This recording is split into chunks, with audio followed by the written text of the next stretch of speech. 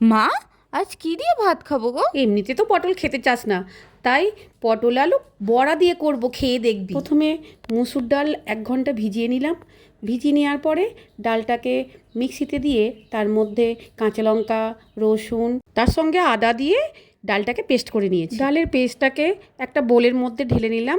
ঢেলে নিয়ে তার মধ্যে একটু পেঁয়াজ কুচি, একটু নুন দিয়ে ভালো করে মিক্সড করে নিলাম।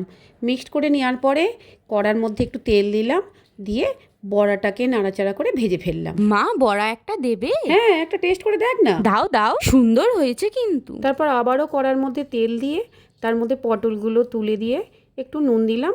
নুন দেওয়ার পরে একটু ভাজা ভাজা করে তারপর একটা বোলের মধ্যে তুলে নিলাম। তারপর আবার কড়ার মধ্যে তেল দিয়ে তাতে 5 ফোড়ন, শুকনো লঙ্কা দিলাম।